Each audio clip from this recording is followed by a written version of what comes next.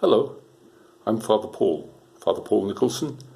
I'm a priest belonging to a religious order called the Jesuits, and I live and work next to the church that we have in the centre of London.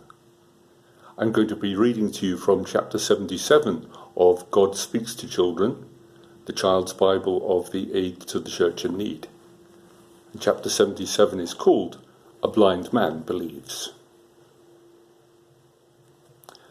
Jesus drew near to the city of Jericho. There, a blind man sat by the roadside begging. When he noticed that more people than usual were passing by, he asked, "What's happening?" They told him, "Jesus of Nazareth is coming to the city." The blind man began to shout, "Jesus, Son of David, have pity on me."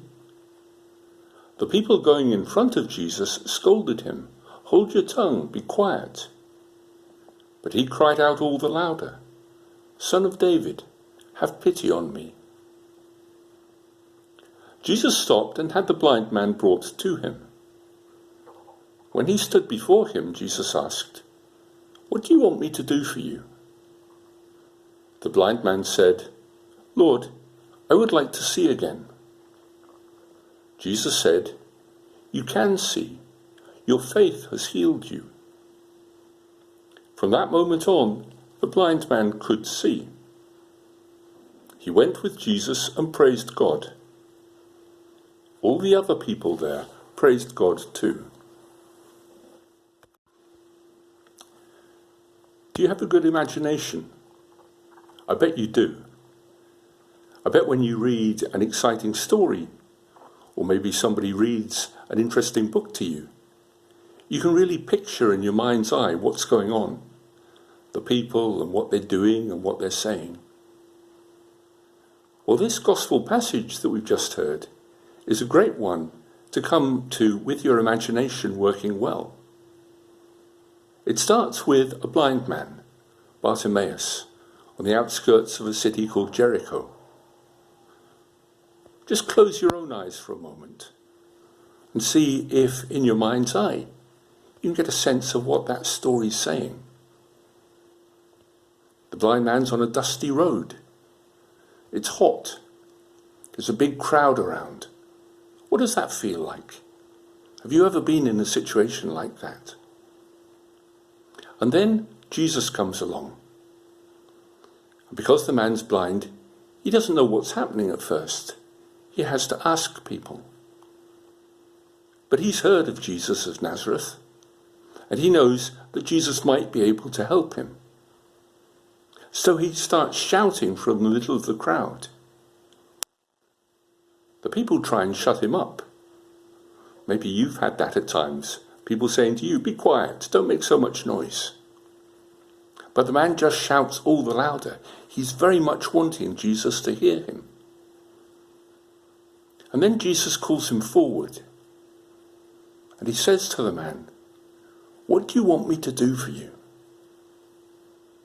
Just for a minute, put yourself in Bartimaeus' shoes.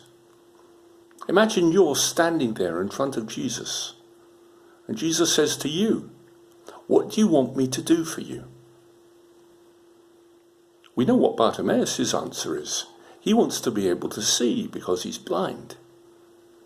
But what's your answer?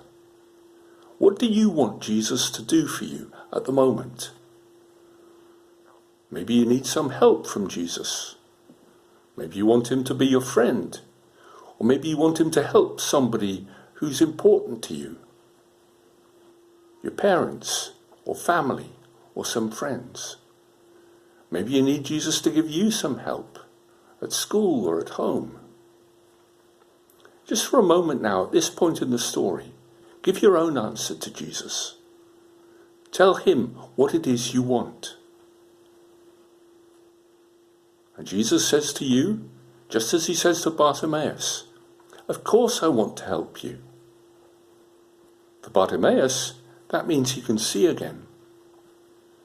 And because Jesus has been able to help him, then Bartimaeus follows Jesus more closely. And maybe that can be the end of your prayer with this passage too. you say to yourself, you're going to follow Jesus more closely. If you look at this story again, always come back to that moment where Jesus says, what do you want me to do for you? And maybe you can say now or write down or talk to your family about what your answer to that question is.